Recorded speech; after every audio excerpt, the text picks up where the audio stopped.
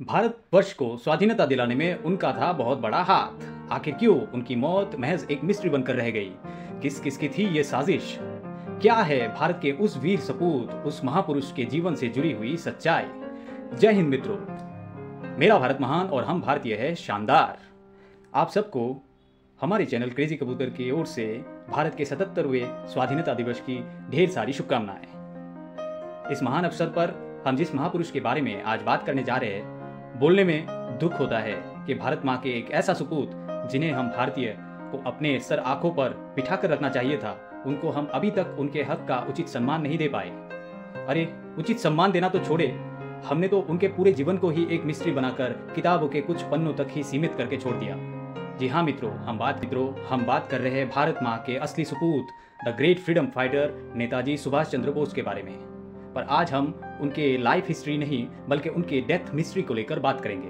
नेताजी सुभाष चंद्र बोस, जब हम भारतीय उनका नाम सुनते हैं तो हमारा सीना गर्व से चौड़ा हो जाता है। यदि हम भारतीय स्वतंत्रता आंदोलन में नेताजी के सभी गुणों और योगदानों के प्रशंसा करें तो यह वास्तव में एक बहुत ही लंबा वीडियो हो जाएगा। लेकिन हम इतना लंबा वीडियो आज नहीं बनाने वाले। हम सीमित में नेताजी सुभाष के डेथ मिस्ट्री को लेकर बात करेंगे। अक्टूबर सन 1943 को गठित भारतीय राष्ट्रीय सेना यानी INA इंडियन नेशनल आर्मी के गठन से लेकर स्वतंत्रता आंदोलनों के इतिहास में कुछ सबसे शक्तिशाली और देशभक्तिपूर्ण भाषण देने तक नेताजी का व्यक्तित्व भारतीय इतिहास के उच्चतम स्तरों पर अंकित है। उनके साहसी नारे जैसे तुम मुझे खून दो मैं तुम्हें आज़ादी दूंगा, जय हिंद और दिल्ली चलो अब हमारे इतिहास का आंतरिक हिस्सा है कि अब हिंदुस्तान दिल से, हृदय से स्वराज्य चाहता है और स्वराज्य के लिए तैयार हो गया है।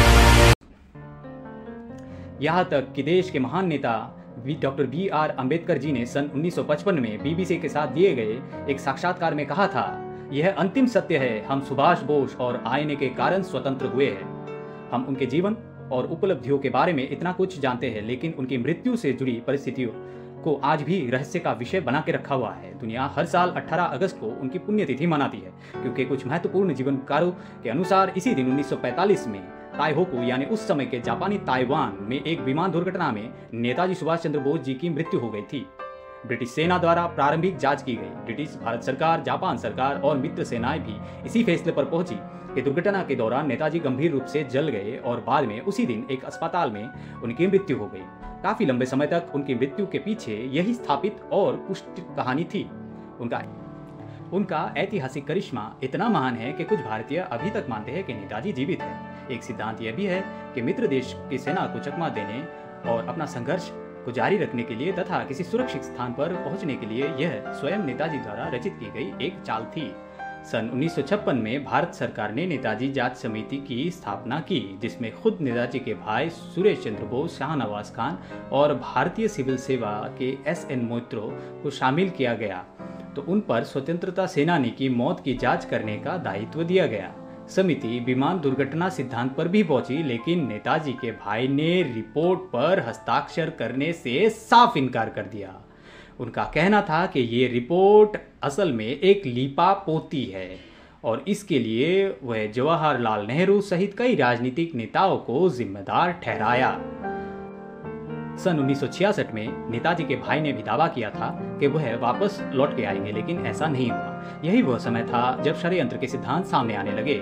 एक अफवाह में दावा किया गया कि नेताजी वैराग्य में चले गए और उत्तर प्रदेश में गुमनामी बाबा नामक संत के रूप में बस गए हैं। उसी दौरान सेवानिवृत्त मेजर जनरल GD बख्शी के एक किताब में साहसपूर्वक दावा किया गया कि विमान दुर्घटना सिर्फ ध्यान भटकाने वाली घटना थी, जिसका इस्तेमाल जापानियों ने नेताजी को रूस भागने में मदद करने के लिए किया था।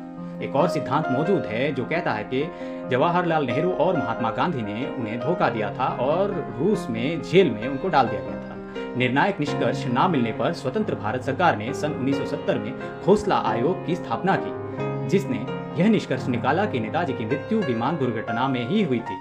जब सन 1999 में मुखर्जी आयोग ने विमान दुर्घटना सिद्धांत का खंडन किया तो पासा पलट गया।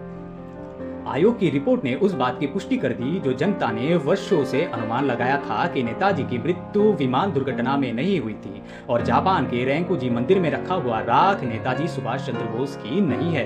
नेताजी से जुड़ी हर फाइल को सार्वजनिक करने की कई दलीलें दी गई। 2015 में पश्चिम बंगाल सरकार ने कई फाइलों को सार्वजनिक भी किया, जिन्हें जनता अब राज्य अभिलेखागार में देख सकती है। इस कदम के बाद केंद्रीय मंत्रालय ने 304 अतिरिक्त फाइलों को भी सार्वजनिक कर दी।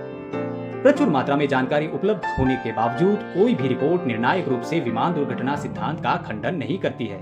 हालांकि अधिकांश भारतीय जनता इस बात से आश्वस्त है कि नेताजी से जुड़ी जो बात हमें दिखाया जा रहा है बात उससे कहीं अधिक है।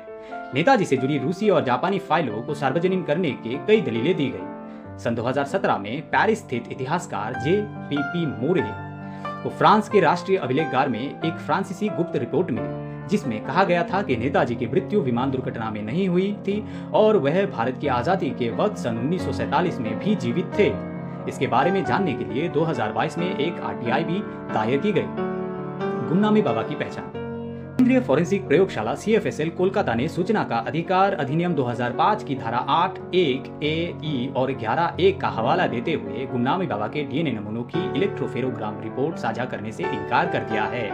निष्कर्ष ये है कि खुलासा हो रहा है परिणाम देश की संप्रभुता और अखंडता को प्रभावित करेगा। यह घटनाक्रम महान नेता की मौत के रहस्य को और छिपा देते हैं और मौजूदा विमान दुर्घटना सिद्धांत को चुनौती देते हैं। आज तक नेताजी की मृत्यु सबसे महान भारतीय रहस्यों में से एक बनी हुई है। नेताजी की पोती ने जापान के बौद्ध मंदिर में उनकी अस्थियों के DNA परीक्षण का भी अनुरोध किया है, जो उनका अंतिम विश्राम स्थल माना जाता है। शायद परीक्षण के नतीजे अंततः सभी रहस्य और इन महान व्यक्ति के मृत्यु और उनके मरणोपरांत हुए साजिशों के सिद्धांतों का अंत कर सकते हैं। नेताजी की मृत्यु से जुड़ी हुई कोई भी जानकारी आप हमें कमेंट के जरिए जरूर बताइए। आपको आज का हमारा यह वीडियो विश्लेषण अच्छा लगा हो तो वीडियो को लाइक और शेयर जरूर कीजिएगा। देश और दुनिया के अनजाने और क्रेजी घटनाओं को भविष्य में देखने के लिए जरूर सब्सक्राइब कर लीजिए हमारे चैनल क्रेजी कबूतर को नीचे दिए गए सब्सक्राइब बटन में एक हल्का सा क्लिक करके। तो आज के लिए विदा लेते हैं मित्रों।